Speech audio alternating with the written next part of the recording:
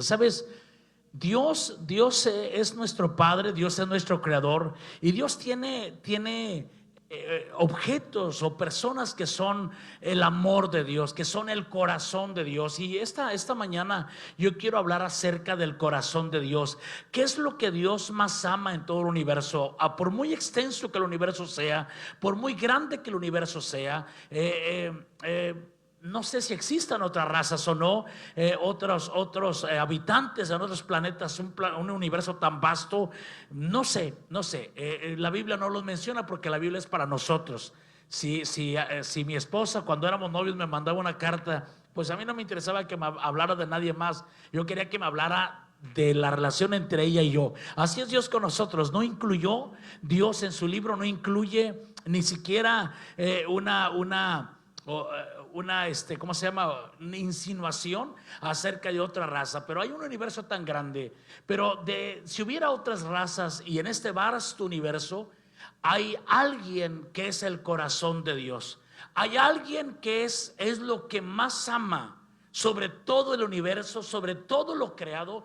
Hay alguien que es quien Dios más ama y que es el corazón de Dios. Y esta mañana yo quiero hablar acerca de eso. Quiero hablar acerca del corazón de Dios. Y en primer lugar quiero iniciar con una pregunta y contestándola también.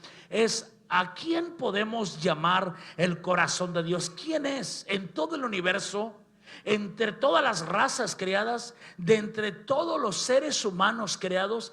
¿Quién es el centro del corazón de Dios? ¿A quién ama Dios con todo su corazón? ¿Cuál es el objeto del corazón de Dios? Y bueno, yo quiero llevarte a Mateo 3:17, porque en Mateo 3:17 es tan especial, y ahí se nos revela quién es el objeto del corazón de Dios. ¿Quién es la persona que Dios más ama sobre todas las cosas, sobre todos los seres creados, sobre todos los animales, sobre todo el universo, sobre todos los planetas? ¿Quién es a quien Dios más ama? Y Mateo 3:17 dice: y una voz dijo desde el cielo: este es mi Hijo amado, quien me da gran gozo. ¿Sabes? De nadie Dios se ha expresado tan bien, el Padre. De nadie se ha expresado tan bien y con tanta satisfacción como Cristo mismo. Cierto es que Dios nos ama a nosotros, cierto es que Dios ama a la humanidad, pero también es cierto que le hemos dado grandes decepciones a Dios desde el principio, desde nuestros primeros padres, Adán y Eva, y luego todos nosotros le causamos, en algún tiempo le causamos esa decepción a Dios, porque aunque nos amó, mira, ¿sabes qué? Los padres, todos los que tenemos hijos, amamos a todos los hijos por igual, o sea, los amamos. Pero hay algunos que pueden dar más satisfacción al padre, al corazón del padre, que otros. Hay unos hijos que son personas de bien, hay unos hijos que construyen. ¿Usted cree que el padre del pródigo, usted cree, él tenía sus dos hijos? Un hijo le era fiel, un hijo le servía, un hijo cumplía todo lo que su padre decía, aunque se regocijó cuando el pródigo regresó a casa. Pero la verdad es que el pródigo le causó tanto dolor, pero eso no disminuyó el amor de Dios. Pero el pródigo no le dio gozo al corazón del padre como se lo dio el hijo que se quedó en casa. Y cuando se trató de que el hijo está molesto, el hijo mayor, usted sabe lo que dijo el padre. Dijo: hijo, todo lo que yo tengo aquí es tuyo. Eso es algo impresionante. ¿Sí? ¿Por qué? Porque era el hijo que causó alegría al corazón del padre. El otro se fue, y cuando se fue derrochó todo. Pero el hijo que se quedó en casa era el que causaba alegría al padre. El único ser de los hijos de Dios, nosotros todos nos descarriamos como ovejas, todos nosotros nos apartamos, todos, llámese Moisés, Abraham, los profetas, todos en algún momento le fallamos al Señor. Pero Cristo Jesús, Cristo vino, y ¿sabes qué? Cristo vino y nació como hombre. Cristo en sus días en la tierra no estuvo resistiendo el pecado, ni estuvo haciendo la obra de Dios como Dios. Cristo nació como hombre, y Cristo hizo la obra de Dios como hombre, y Cristo vivió sujeto a las mismas pasiones que nosotros. Pero a pesar de eso, Cristo se mantuvo fiel. Y por eso en el monte de la transfiguración, cuando de repente se aparece Moisés, se aparece Elías y están hablando con Jesús. Por eso ahí cuando está Jesús transformado y los discípulos lo están mirando y se manifiesta desde el cielo la voz del Padre, y una voz hermosa, grande, poderosa como trueno, que dijo: este es mi Hijo amado, en quien tengo complacencia, a él escuchen. La persona que lleva más alegría al corazón del Padre se llama Jesucristo mismo. Jesucristo es el que lleva gozo al Padre. Jesucristo es el que vivió, y Jesucristo es el que fue el único que ha sido fiel hasta la muerte. Jesucristo es el único que, estando en la cruz, dijo: consumado es. Yo cumplí con la asignación de mi Padre. Aun cuando hubo un momento donde él pensó en no cumplir, donde él pensó, le daba terror ese tiempo de separación del Padre con él, cuando nuestros pecados estuvieran sobre él, le dio terror a Cristo ese momento de separación, que llegó a decir: Padre, si es posible, que pase de mí esta copa, pero que no se haga mi voluntad sino la tuya. Ese fue el único momento donde Cristo meditó realmente si quería pasar o no quería pasar. Y él no quería, pero dijo: pero aunque yo no quiero, me someto a tu voluntad. Y aunque él no quería, él hizo la voluntad del Padre. Por eso el Padre, cuando Cristo muere en la cruz, ahí estaba el corazón del Padre. Se había roto también, pero porque su único Hijo amado estaba siendo crucificado en la cruz del Calvario. Pero Dios nuestro Señor lo resucitó al tercer día con gran poder y gran gloria en el nombre de Cristo Jesús. Aleluya. Ahora, Cristo Jesús resucitó de los muertos, y Cristo Jesús dispuso salvación para toda la humanidad. Y Cristo Jesús dijo que todo el que lo acepte en su corazón llega a ser salvo. Y cuando fuimos salvos, Dios también perdonó todos nuestros pecados. Y cuando Dios perdona todos nuestros pecados, Dios se olvida de nuestra vida pasada. Él dice en su palabra: de modo que si alguno está en Cristo, nueva criatura es. Tú no eres el viejo pecador de hace años atrás. Cuando tú aceptaste a Cristo, tú eres una nueva criatura en Cristo Jesús. Dígame conmigo. Aleluya, déselo fuerte al Señor entonces. Lo he dicho en varias ocasiones en el último mes. Cuando Cristo Jesús vino a este mundo, Cristo era el unigénito de Dios, el único que tenía la genética del Padre Celestial. El único, no había otro. Nosotros éramos todos pecadores, con una genética del maligno. Cuando Cristo le habló a los fariseos y les dijo: ustedes son hijos de su padre el diablo, en realidad todos nosotros, cuando pecamos, éramos hijos de un padre que era Satanás. Y la muestra que éramos hijos del diablo es que hacíamos las obras del diablo. Pero ahora que aceptamos a Cristo, la palabra dice que nacimos de nuevo.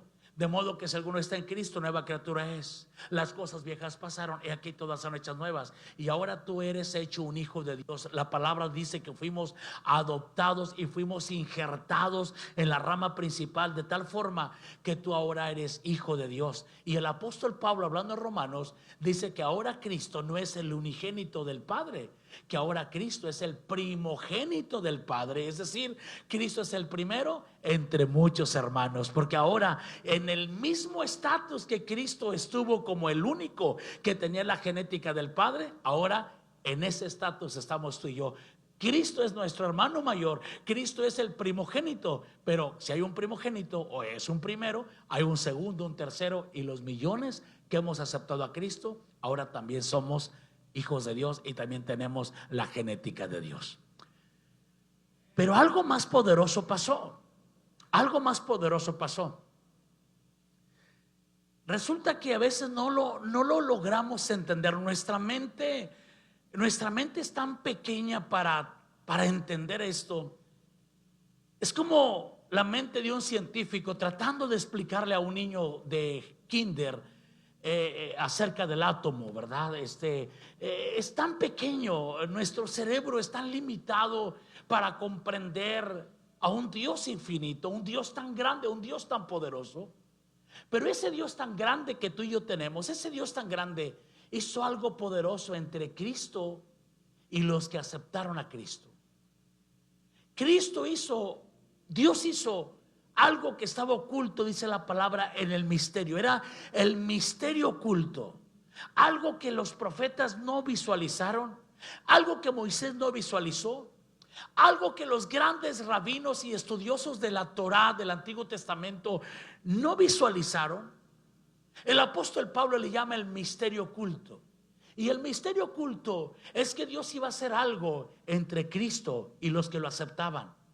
Entre Cristo y los que lo aceptaban iba a crear un organismo. Entre Cristo, y no dije una organización, dije un organismo, ¿sí? Iba a crear algo tan grande, algo tan poderoso. Y vamos a leerlo en 1 Corintios 12, 12 al 13. Dice: porque así como el cuerpo es uno y tiene muchos miembros, pero todos los miembros del cuerpo, siendo muchos, son un solo cuerpo, así también Cristo.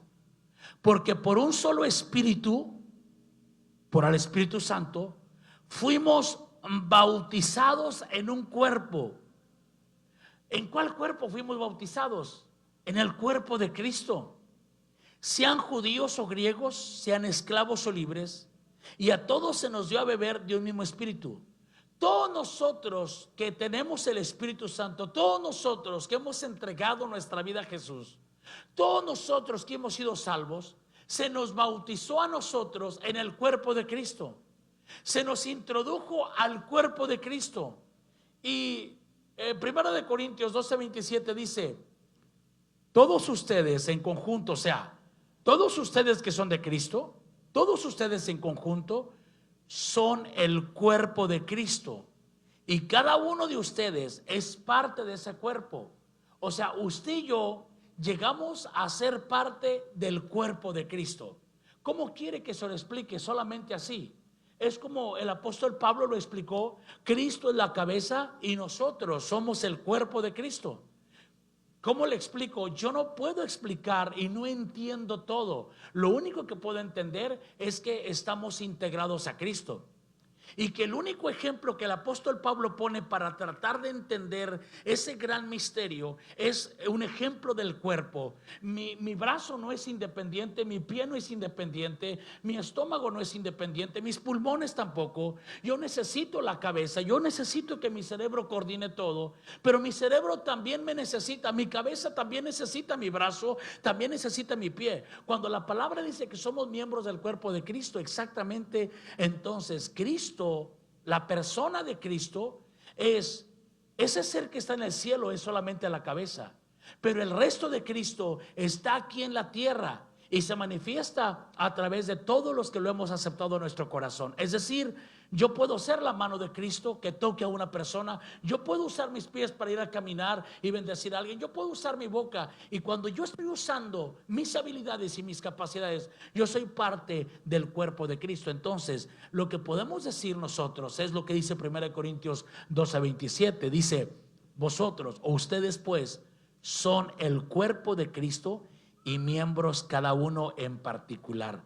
Usted es una parte de Cristo que está caminando aquí en la tierra. Cuando tiene a Cristo en su corazón, usted es una parte de Cristo. Yo sé que va a haber problemas en nuestra mente, no entendemos bien, pero vamos a leer Efesios 1:22 al 23. Dios ha puesto todo bajo la autoridad de Cristo, a quien hizo cabeza de todas las cosas para beneficio de la iglesia. Y la iglesia es el cuerpo de Cristo. Él la completa y la llena.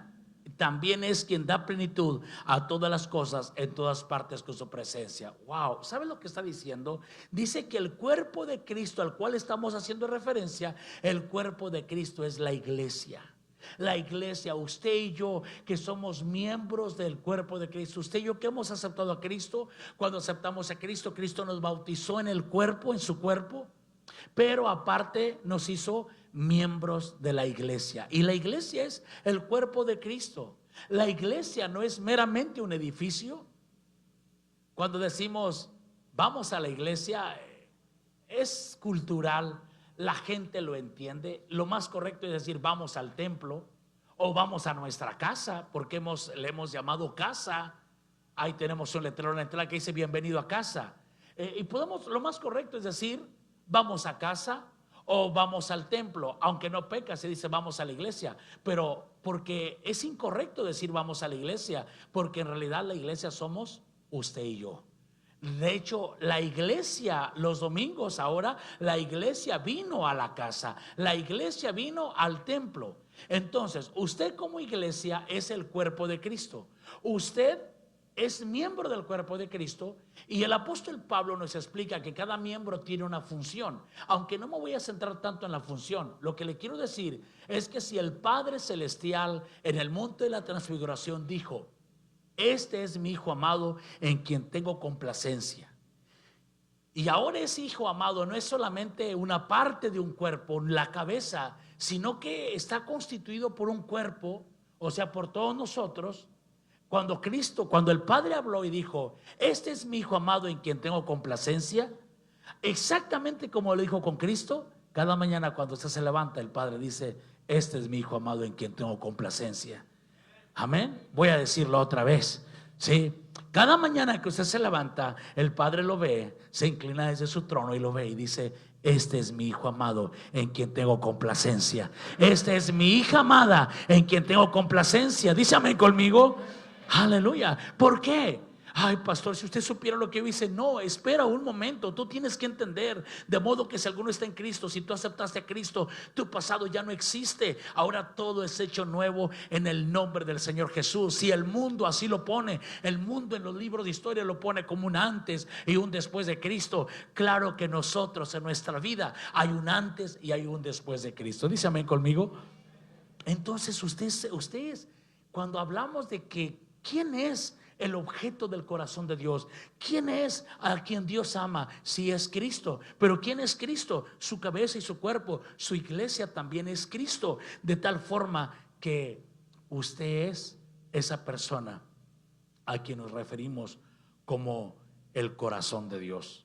A usted lo ama Dios porque usted es parte de un cuerpo que es la iglesia, y usted es objeto del amor profundo de Dios. Amén. Ahora, lo que ya vimos, ¿quién compone la iglesia, centro del corazón de Dios? Nosotros, usted y yo componemos la iglesia, y la iglesia es el corazón de Dios. Todo lo que Dios vino haciendo desde el Antiguo Testamento, Dios y la nación de Israel existe. La nación de Israel existe para que de esa nación nazca el Salvador. Para eso existe la nación de Israel, por el Salvador. Vino ya la primera vez el Salvador, el Mesías vino una vez. Israel sigue existiendo para recibir al Mesías en su segunda venida, y pronto se va a ver. Pero que el Mesías ya vino la primera vez. La primera vez el Mesías introduce la iglesia, y la palabra dice, refiriéndose a Israel y refiriéndose a los que lo aceptan. Juan 1:12 dice: dice, a los suyos vino y los suyos no le recibieron. A Israel vino e Israel no le recibió. Y luego dice: mas a todos los que le recibieron. ¿Cuántos han recibido a Jesús? Juan 1:12 dice: mas a todos los que le recibieron, a ellos les dio potestad de ser hechos hijos de Dios. Usted y yo somos hijos de Dios, y usted y yo somos objetos del amor del corazón de Dios. Dice amén conmigo. Aleluya. Yo estaría más contento que usted hoy, esta mañana. Usted y yo somos objetos del amor de Dios. Usted y yo somos objetos del corazón de Dios. Ahora, el punto es, si usted y yo somos la iglesia, la pregunta es: ¿para qué existe la iglesia? Cuando hablo de la iglesia, hablo de la iglesia universal de Cristo.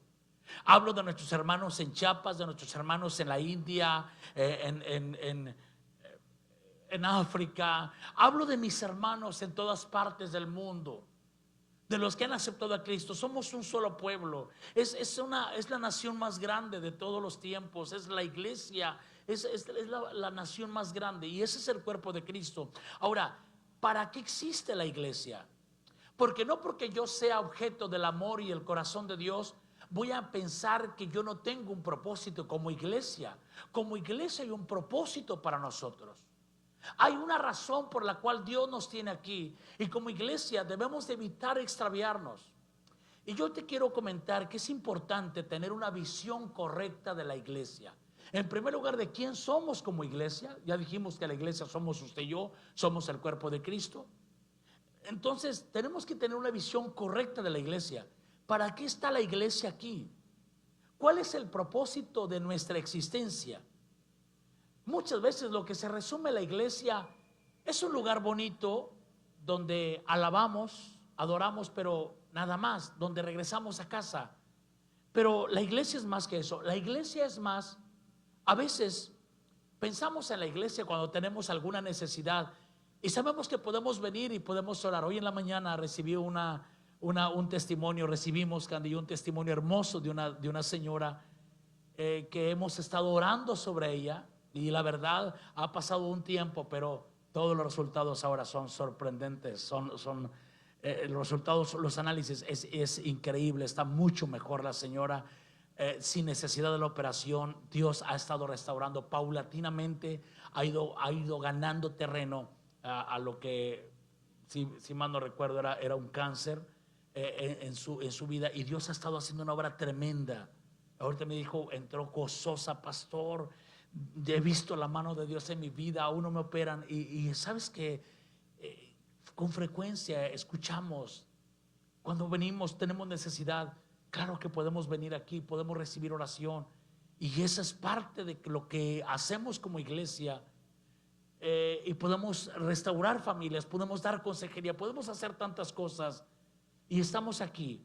Pero así como hay quienes nos ayudan en las consejerías, hay gente de aquí que nos ayuda a orar por las personas, nos ayuda a llamar a las personas. La verdad es que el llamado ese no es solamente para unos cuantos. Todos nosotros como iglesia somos miembros del cuerpo de Cristo.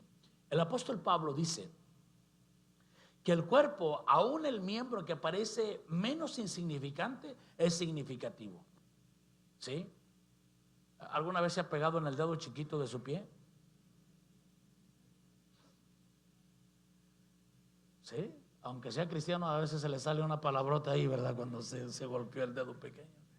Qué importante es ese dedo. Cuando ese dedo pequeño se duele, dice que todo el cuerpo se duele. Ese miembro tan pequeño es importante. No sé qué posición tengas tú en el cuerpo, pero la posición que tengas, déjame decirte algo. Tú eres muy importante para el cuerpo de Cristo, que es su iglesia.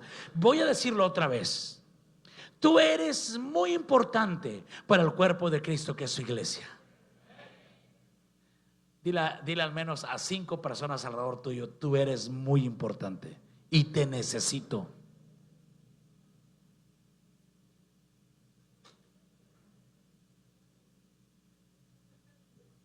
¿Te imaginas? El ojo no puede decirle a la oreja: no te necesito. Es más, los ojos, que son tan cubiertos, tan protegidos por nosotros, no puede decir al pie oloroso, ¿verdad? Ese pie, por muy oloroso que esté, ¿sabes qué? Los ojos no pueden despreciarlo y decirle: no te necesito. El ojo necesita al pie, el oído necesita al pie, la boca necesita al pie. Nos necesitamos unos a otros. Todos somos absolutamente importantes. Cuando un miembro no hace su función, cuando mi estómago no hiciera la función, yo tendría un grave problema. Cuando mis riñones no hagan su función, yo tendría un grave problema. Cuando mi corazón no haga su función, o cuando una oreja no haga su función, qué terrible se siente cuando estás mal de un oído. Qué mal se siente, te mareas, pierdes equilibrio. Cuando un ojo no funciona. Cada miembro es importante. Yo no sé cuál sea tu lugar en el cuerpo de Cristo, pero si tú te detienes, si tú te desactivas y si tú no funcionas para el cuerpo de Cristo y no intervienes en la visión de tu iglesia, la iglesia, el cuerpo, todo se va a sentir. La iglesia, el cuerpo, todo no podrá caminar bien, no podrá funcionar bien. El problema es que hay cristianos que han pensado que ellos solamente van a ir a la iglesia para recibir. Hay un tiempo de entrenamiento, sí. Hay un tiempo donde nos sentamos. Hay un tiempo donde solamente recibimos. Hay un tiempo. Pero como tú y yo somos miembros del cuerpo, hay un tiempo también de tomar nuestro lugar en el cuerpo de Cristo Jesús. porque la iglesia es mucho más que el club de dame y bendíceme. La iglesia es mucho más que un club de gente que solamente demanda, sino que la iglesia es el cuerpo de Cristo, y el cuerpo de Cristo es un cuerpo ofertante. Un cuerpo ofertante está en el cuerpo y está mirando cómo servir al cuerpo, cómo hacer para que el cuerpo esté mejor.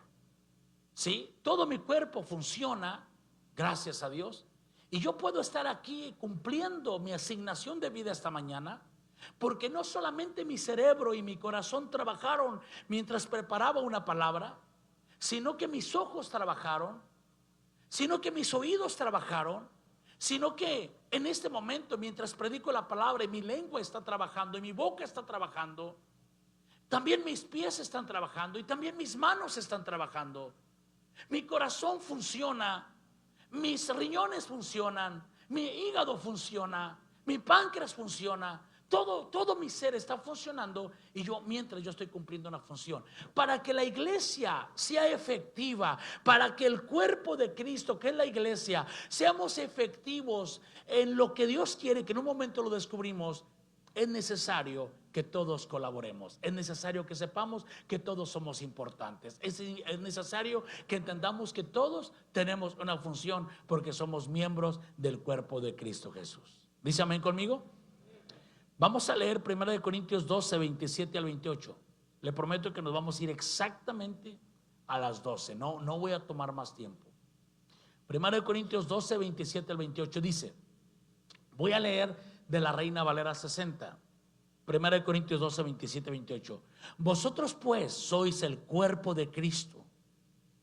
Diría, ustedes son el cuerpo de Cristo. Dígale, yo soy el cuerpo de Cristo. Más específicamente dicho, yo soy un miembro del cuerpo de Cristo. Dice, y miembros cada uno en particular.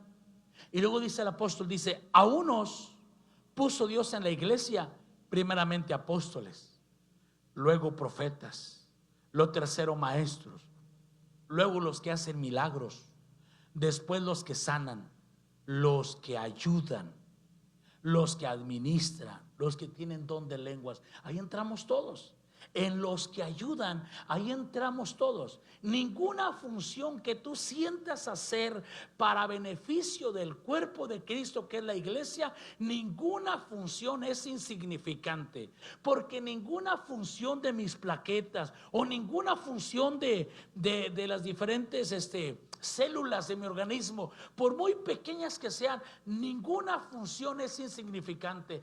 Cada uno de esos microorganismos microscópicos, cada uno de ellos cumple una función demasiado importante, y si no cumplen algunos de ellos sus funciones, entonces voy a tener problemas. Si mis células pancreáticas no funcionan correctamente, si las células de la piel, cuando yo tengo una herida, no funcionan correctamente, no se me cicatriza, me puede entrar una infección y puede amputar un pie, o puedo perder la vida.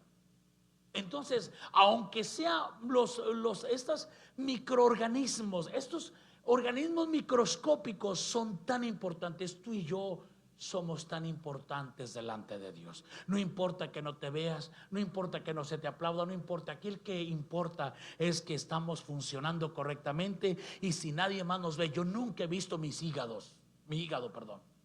Yo nunca he visto mis riñones, no los conozco, pero vivo gracias a ellos. ¿Está aquí conmigo? Usted no conoce sus intestinos, pero que le fallen, qué problemas. ¿Está conmigo? Pero esos miembros son importantes. Amado mío, usted es importante para el cuerpo de Cristo. Usted es importante para la iglesia. Sus dones, sus talentos, sus habilidades. Dice, tengo tan poquito, pastor. Está bien, nunca terminamos de aprender, seguimos aprendiendo, pero empezamos a levantarnos para hacer algo en beneficio de todo el cuerpo que es la iglesia de Cristo. Dice entonces, La iglesia, ¿para qué existe la iglesia? La iglesia existe en primer lugar para ofrecer adoración. La iglesia existe para adorar. Qué importante es adorar. ¿Por qué adoramos? Adoramos porque, mira, hay 4 razones por las cuales la iglesia existe. La iglesia existe en primer lugar para ofrecer adoración. Primero, lo que Dios busca son adoradores, gente que se conecte con Él a través de la adoración. ¿Sabes? Juan 4:23 dice: mas la hora viene y la hora es cuando los verdaderos adoradores adorarán al Padre en espíritu y en verdad, porque también el Padre tales adoradores busca que le adoren. Qué tremendo es que Dios está ansioso por darnos su vida, por darnos de Él, de su esencia, por darnos de su espíritu. Y la única forma en que Dios tiene para transmitirnos su Espíritu Santo, para llenarnos de su presencia, es a través de la adoración. Por eso el Padre busca adoradores, no porque Él tenga un ego muy alto, no porque Él tenga falta de autoestima y necesita que alguien esté cantándole para que Él se sienta bien. Para nada, eso no tiene nada que ver. El Padre busca adoradores porque cuando hay adoración, Dios es lo único que atrae la presencia de Dios, la adoración. Si usted quiere tener la presencia de Dios en su negocio, ya sabe qué es lo que tiene que hacer. Si usted quiere atraer la presencia de Dios en su casa, ya sabe lo que tiene que hacer. Si queremos seguir atrayendo la presencia de Dios aquí, nadie piense que el tiempo de alabanza y de oración aquí es solamente mientras llega la prédica. Ni más importante es la prédica, ni más importante es la alabanza y oración. Todos tienen un lugar, pero ambos son totalmente importantes.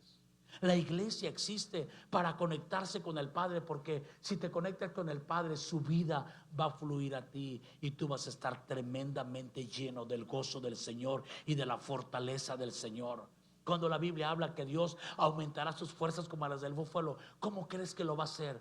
¿Acaso crees que lo va a hacer mientras te quejas, mientras lloras, mientras te lamentas? No, cuando Dios dice que Él aumentará tus fuerzas como las del búfalo, es cuando te conectas con Él.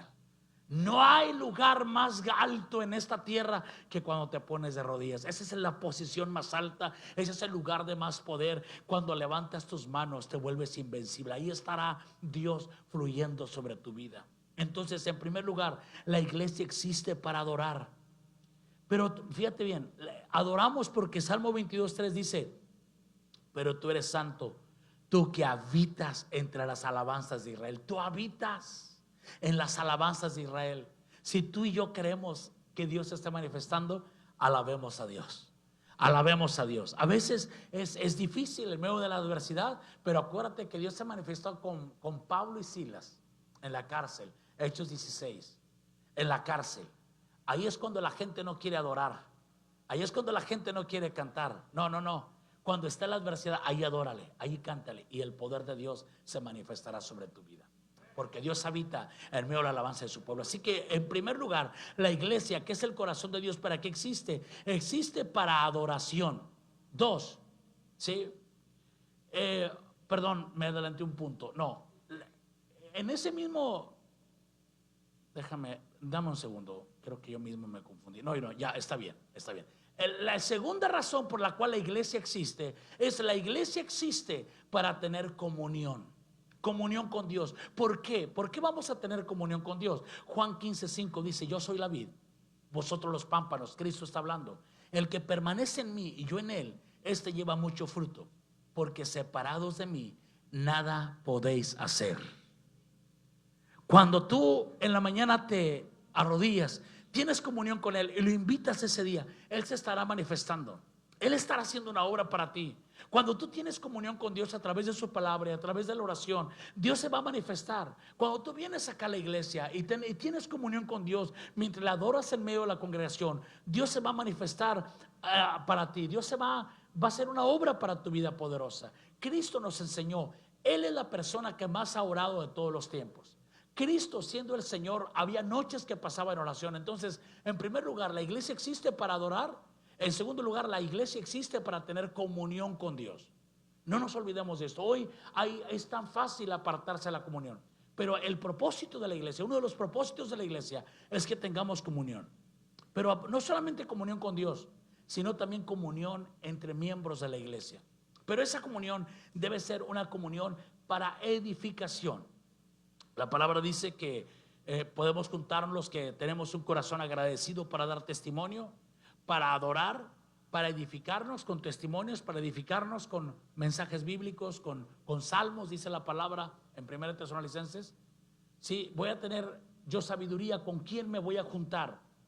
Y voy a estar seguro que con quien me junte, después que termino edificado. No me habló mal de nadie, ¿sí? No criticó a nadie. Esa persona se centró en Dios. Esa es una buena persona. ¿Está conmigo acá? ¿Para qué más existe la iglesia? La iglesia, que es el corazón de Dios, existe para anunciar el evangelio, para dar las buenas nuevas a los demás. Esta iglesia existe para dar las buenas nuevas, para compartir el evangelio, para invitar las almas que vengan, que se sienten, que escuchen la palabra de Dios. Qué importante es que tú y yo retomemos eso en nuestro corazón.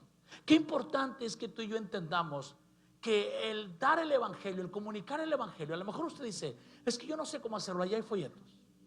Agarre un folleto, llévelo, regálelo a alguien, ya está comunicando el evangelio. Es que yo no sé cómo, tome el teléfono, invite a un amigo, ¿sí? Hombres con hombres, mujeres con mujeres. Invite a un amigo o invite a su amiga. Si quiere, dígale, fíjate, hay un pasaje que dice que los hijos de las tinieblas son más astutos que sus semejantes, con sus semejantes, que los hijos de la luz.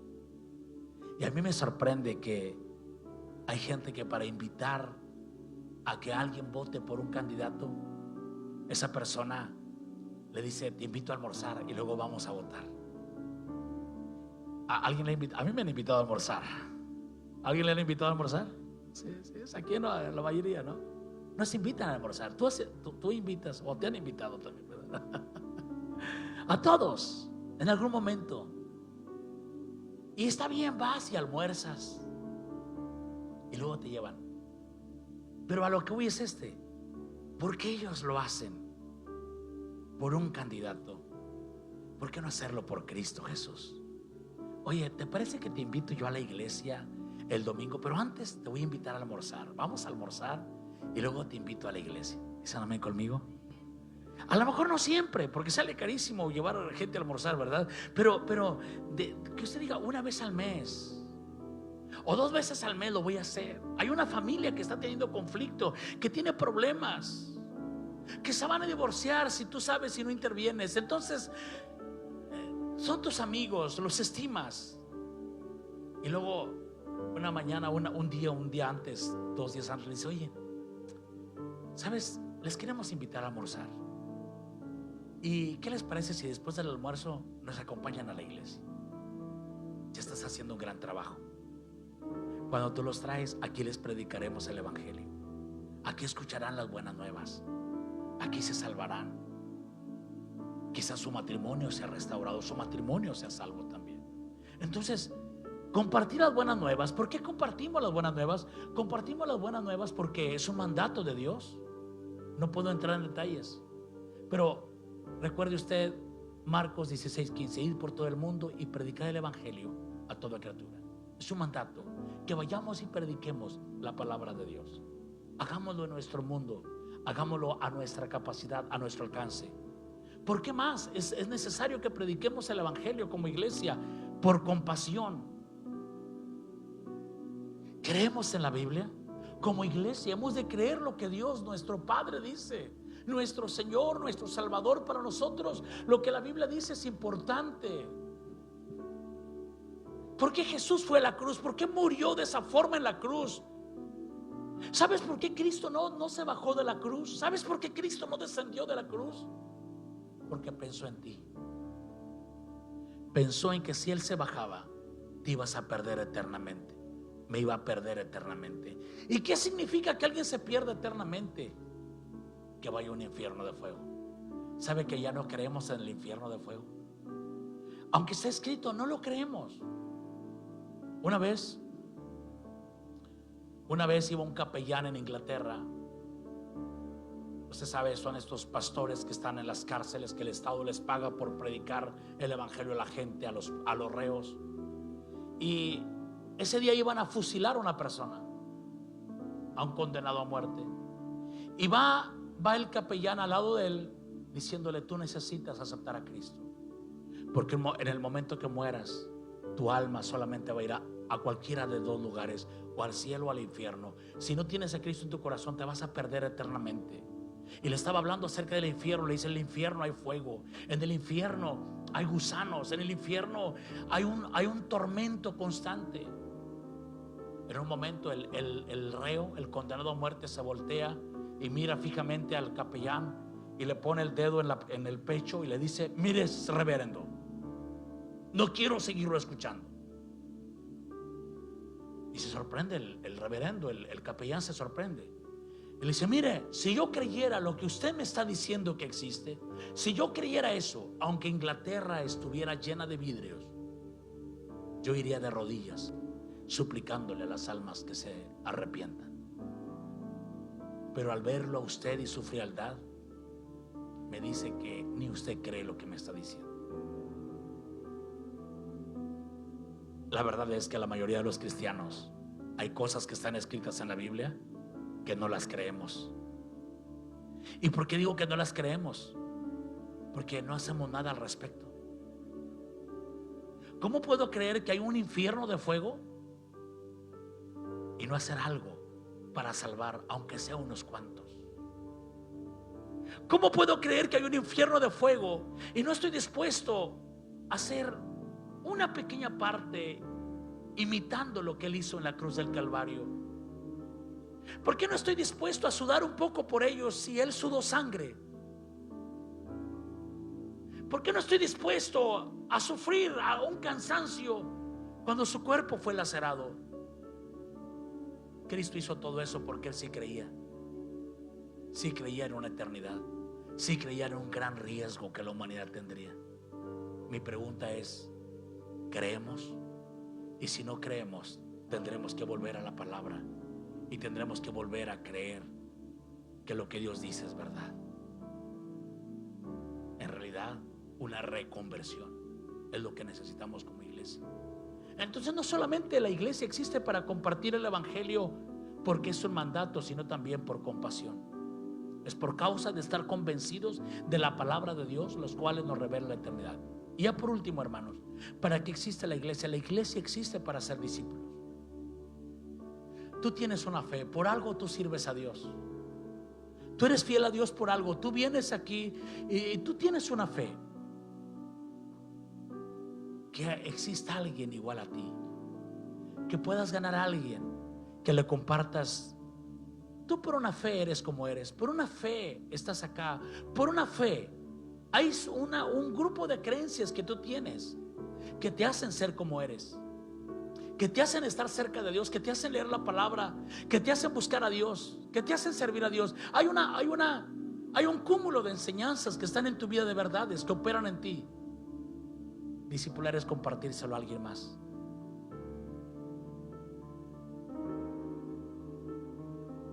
Si Cristo no hubiera mandado a sus discípulos a ser discípulos en Mateo 28, el evangelio se termina en la primera generación. El evangelio se termina en la primera generación. Pero el evangelio ha sobrevivido por 2000 años porque algunos de su iglesia han hecho discípulos. Ahora levantémonos tú y yo y hagamos discípulos. Contribuyamos para que el evangelio continúe. Continuemos para que nuestra siguiente generación también le entregue su corazón a Jesús. ¿Está aquí conmigo? Y quiero terminar con esta lectura bíblica. ¿Cuál es el futuro de la iglesia? ¿A dónde va la iglesia? ¿Dónde viviremos? ¿Dónde estaremos? Apocalipsis 19, 6 al 9 dice: y oí como la voz de una gran multitud, como el estruendo de muchas aguas, y como la voz de grandes truenos que decía: aleluya, porque el Señor nuestro Dios todopoderoso reina. Gocémonos y alegrémonos y démosle gloria, porque han llegado a las bodas del Cordero, y su esposa se ha preparado, y a ella se le ha concedido. ¿Quién es la esposa? ¿Quién es la esposa del Cordero? La que hoy es la novia. Y la novia del Cordero es la iglesia. Somos usted y yo. Dice, han llegado a las bodas del Cordero y su esposa se ha preparado, y a ella se le ha concedido que se vista de lino fino, limpio y resplandeciente, porque el lino fino es las acciones justas de los santos. Y el ángel me dijo: escribe, bienaventurados, dichosos los que son llamados a la cena de las bodas del Cordero. Y me dijo: estas son palabras verdaderas de Dios. El futuro de la iglesia es que estaremos con Cristo un día. Es que vamos a estar juntos. Nos reuniremos para siempre en lo que el Señor llama las bodas del Cordero. Y donde Él esté, nosotros también vamos a estar. Y la palabra dice que le miraremos cara a cara. Un día tú y yo lo vamos a ver cara a cara. Yo te animo a que no nos enamoremos tanto de este mundo. Yo te animo a que no nos enamoramos tanto de estas cosas, porque esto es terrenal, esto se va a quedar. Un día tendremos frente a nuestro Señor, a nuestro Salvador. Esa convicción me hizo dedicarle mi vida para servirle, costara lo que costara. Y no se nos costó, pero sabes que nada mayor, nada, no hay ningún costo que se compare a la ganancia de un día escuchar las palabras de Jesús que diga: bien hecho, buen siervo y fiel. Bien hecho, buena sierva y fiel. Sobre poco has sido fiel, sobre mucho te pondré. Entra en el gozo de tu Señor. Dice amén conmigo. Aleluya. Déselo. Aleluya. Cuando tenga el impulso de decir gloria a Dios, dígalo. Cuando tenga el impulso de aplaudir, aplauda. Nunca se detenga. Hágalo en el nombre de Jesús. Amado, tú no solamente vienes a la iglesia, tú eres la iglesia misma. Tú estás en los planes eternos de Dios. Hoy te animo a que determines que así como a Jesús se le dijo: este es mi Hijo amado en quien tengo complacencia, también nosotros llevemos alegría al corazón de nuestro Dios. Y recuerda, si Jesús y su cuerpo es su iglesia, entonces Jesús y su iglesia es el corazón de Dios. Tú mismo eres el corazón de Dios. Eres su amor. Eres su hijo, su hija, en quien el Señor se complace. Amén. Ponte sobre tus pies, por favor.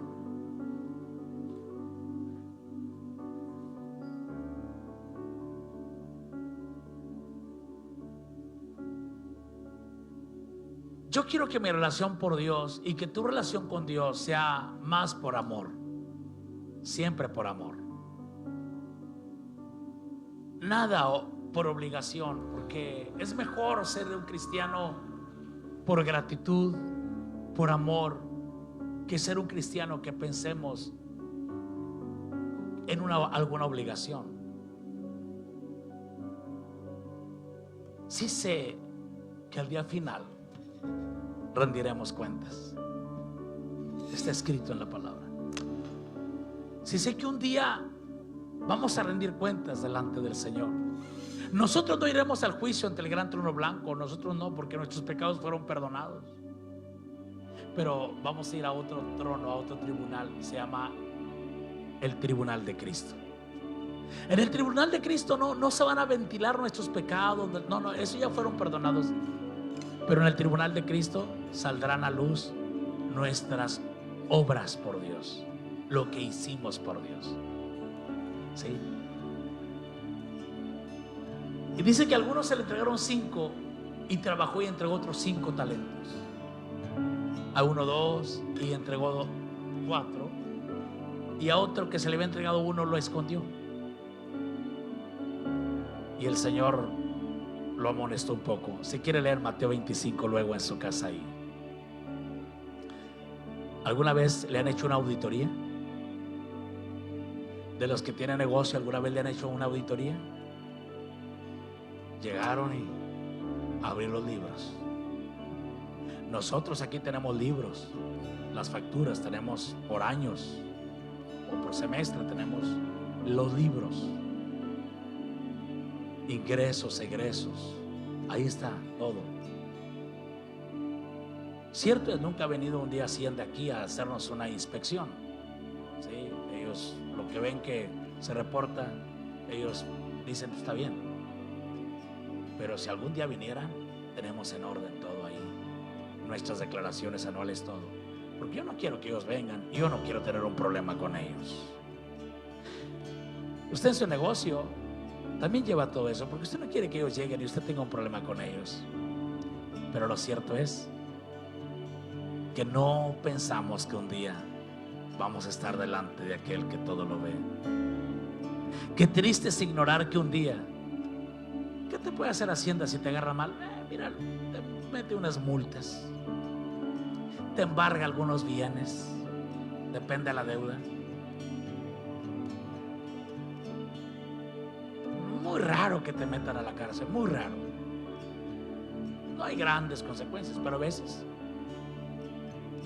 queremos ser más serios con ellos que con Dios. Pero un día habrá una auditoría celestial. Un día Dios nos llamará y estaremos en su presencia, de acuerdo a Mateo 25, y nos dirá el Señor: te di esto, esto, esto. ¿Qué hiciste con esto? Por su reino. ¿Qué hiciste con esa habilidad? ¿Qué hiciste con ese talento? ¿Qué hiciste con este recurso? ¿Qué hiciste? Un día habrá una auditoría. Hagamos lo que esté a nuestro alcance por Dios, y ese día todo estará bien. Lo único que te pido es: no entierres tu talento. Los talentos no se entierran. Los talentos que Dios te ha dado, las habilidades, los recursos, se trabajan por el reino del Señor Jesucristo. ¿Por qué no oramos? ¿Y por qué no oras conmigo? Y le dices: Señor, yo también quiero estar listo, yo quiero estar preparado para ese día. Ahora sé que soy objeto de tu corazón. Cristo vino a este mundo y te complació. Yo sé que te complazco por haber aceptado a Cristo en mi corazón, pero ahora quiero que en mi acción, en mi día a día, yo quiero llevar un refrigerio a tu corazón. ¿Por qué no oramos así? Que tú me veas y yo quiero llevar satisfacción. Yo no quiero que me veas y estés preocupado por mí. Yo quiero llevar gozo a tu corazón. ¿Por qué no oramos en esta línea? Padre mío, hoy venimos delante de tu presencia y te damos gracias por tu palabra, Señor. Sabemos que nos amas profundamente. Sabemos que somos objetos de tu corazón. Sabemos, Padre Santo, lo entendemos, Señor, lo comprendemos. Nos amas con amor eterno, Señor. Desde el momento en que aceptamos a Cristo, somos muy especiales para ti, Señor. Nos bautizaste en el cuerpo de Cristo. Somos miembros de la iglesia, del cuerpo de Cristo. Y como iglesia, Señor, yo quiero estar funcionando como miembro del cuerpo de Cristo. Quiero hacer mi función para que la iglesia funcione. Yo quiero hacer mi función para que tu cuerpo funcione, Padre. Porque yo sé que mi inactividad lastimará a la iglesia. Mi parálisis lastimará a la iglesia. Yo haré lo que esté a mi alcance. Yo haré según mi posibilidad, según mis recursos, según mi competencia. Yo voy a ser un miembro que funcione. Dilo ahí donde estás. Ayúdame, Espíritu Santo, díselo. Yo haré lo que sea de mi parte para que la iglesia funcione.